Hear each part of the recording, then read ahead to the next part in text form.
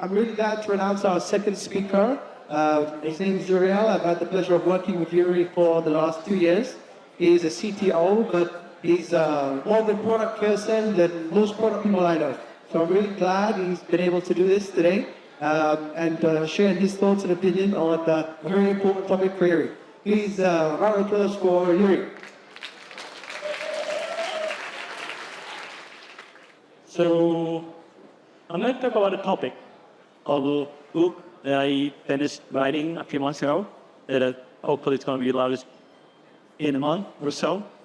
And it's called Digital Irreverence. You'll understand more in its slice. To start, I'm going to tell you a story about my first job. This is the office building where I worked at my first job. An e-commerce startup, 6-year-old startup. I was joining a team of 20-something engineers. I'm an engineer myself. And it was my first week, September 2005. My manager told me, you have your first assignment. The guy told MaaS, he is supply director. He will tell you what he needs. And you sit with him, you will look to him that he's trying to build for the supply team. Went to the X4, met this time MaaS. He shared with me that he needed to build a high potential seller detector. What's red?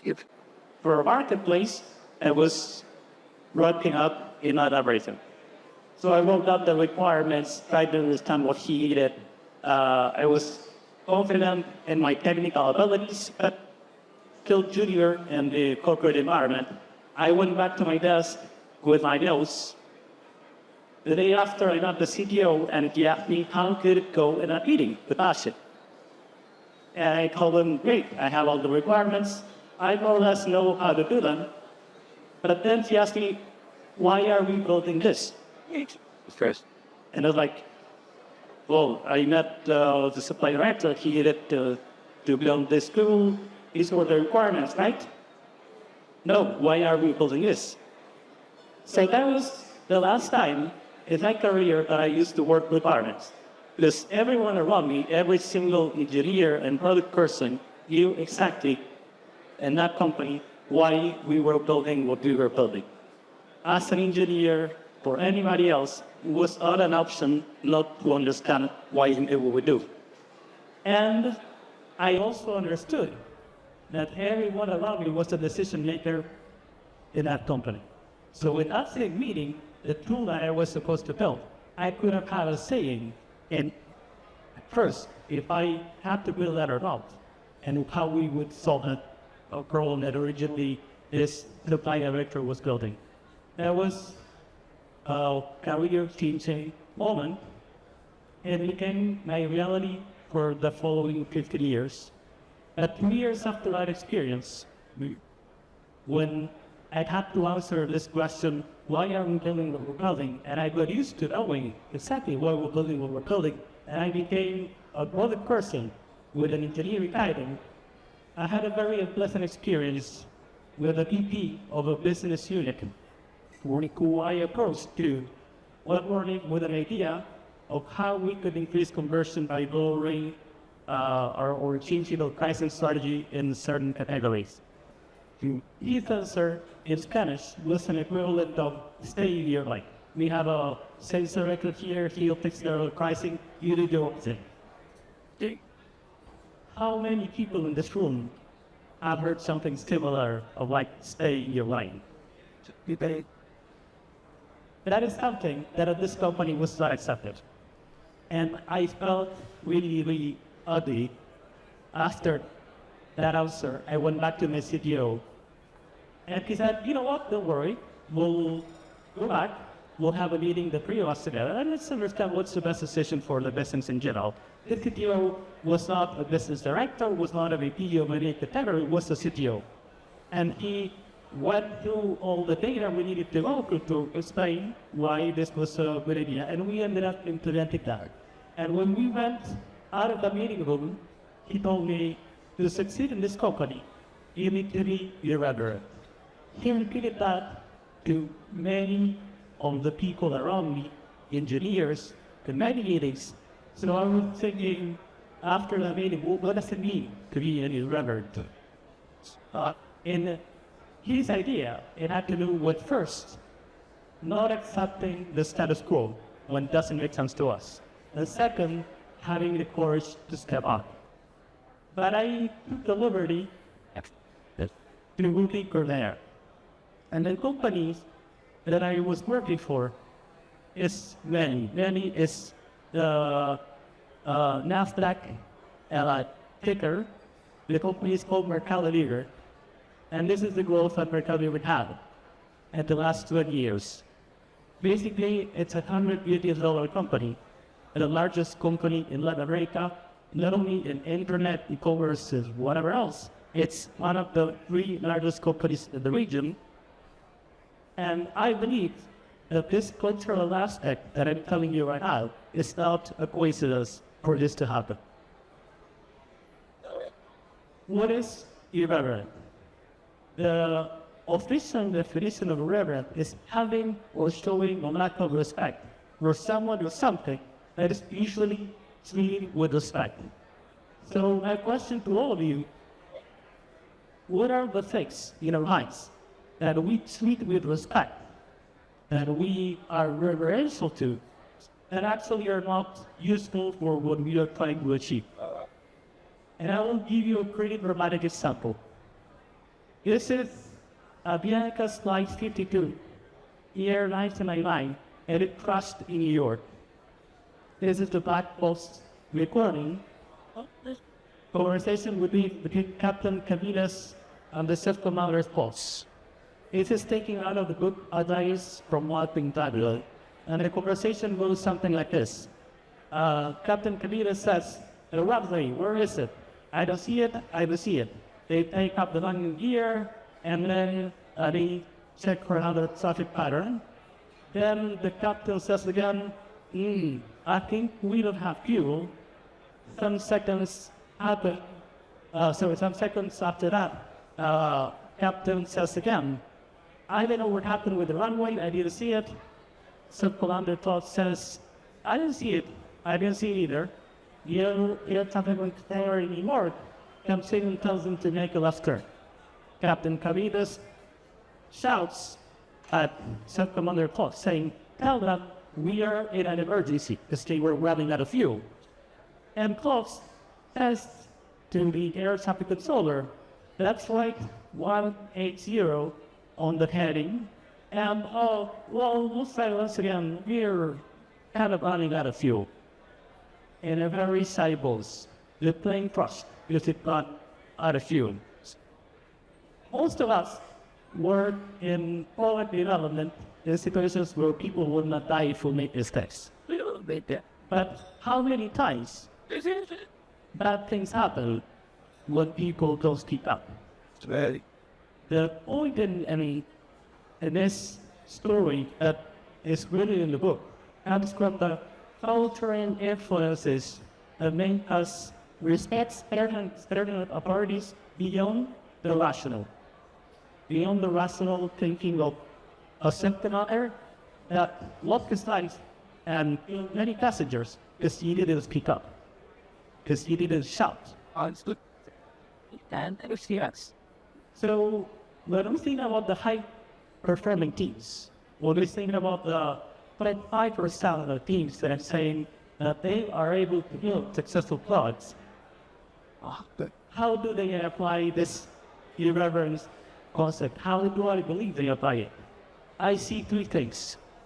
Number 1, they define what success is. Why is this important for irreverence? Because people see what success is independently of what different authorities tell the teams. Second, they make everyone owners.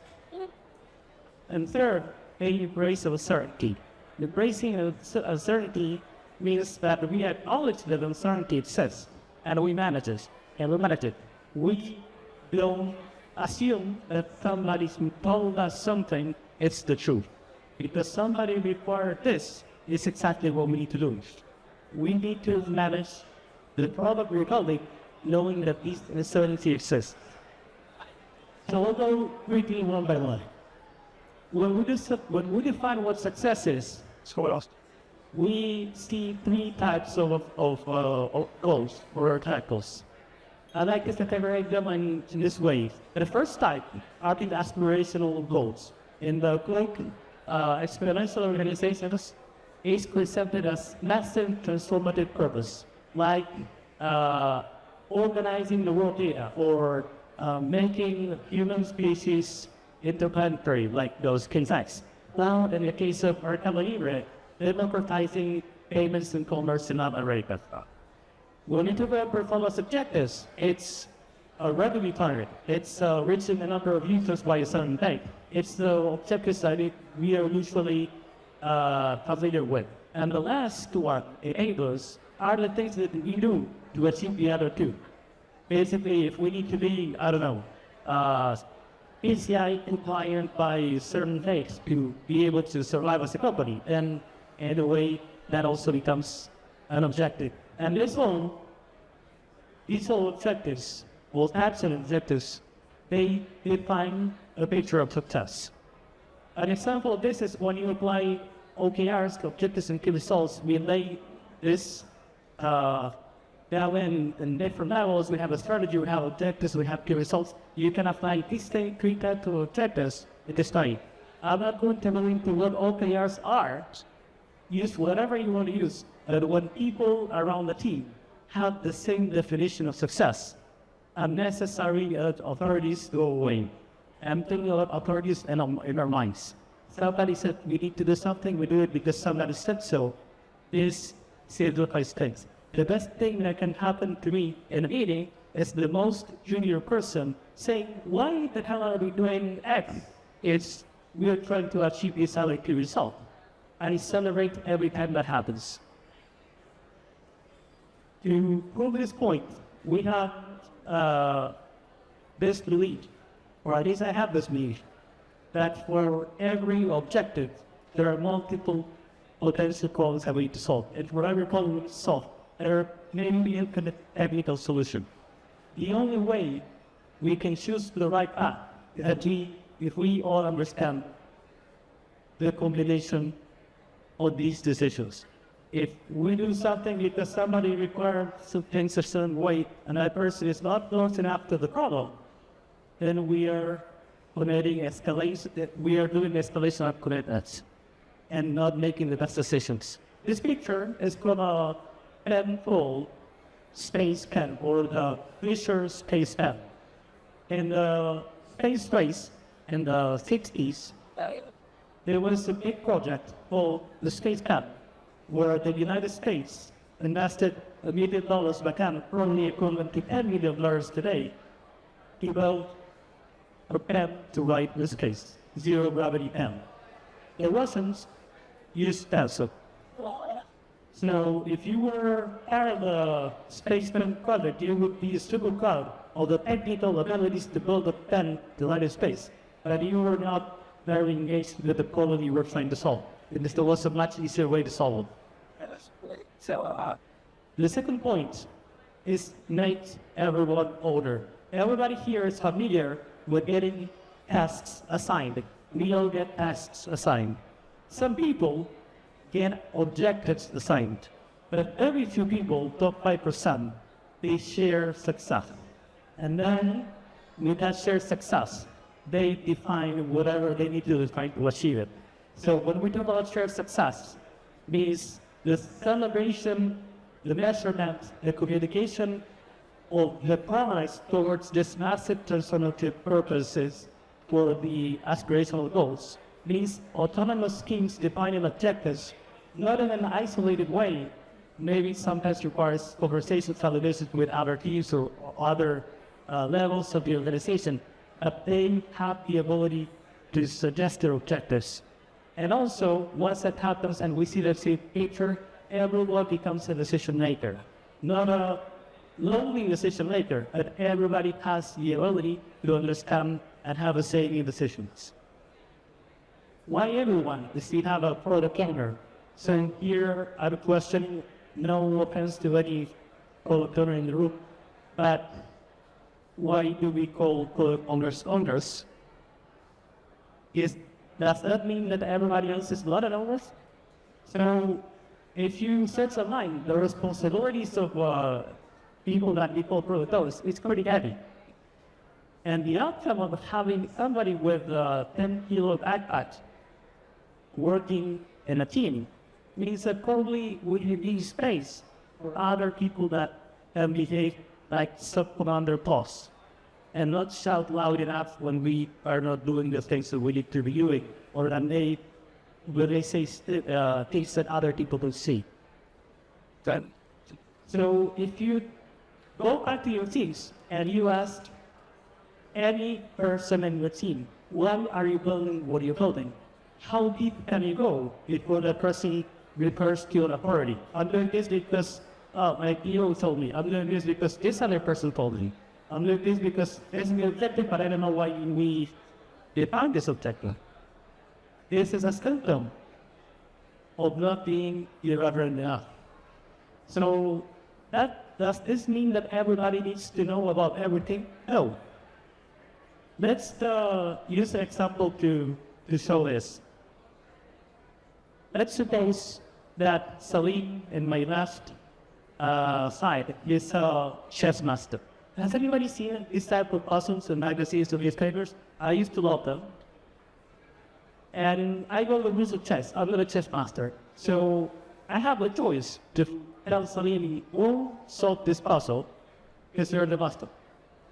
But the point is, the only fact that I know the rules of chess, I can validate if that solution is good or not.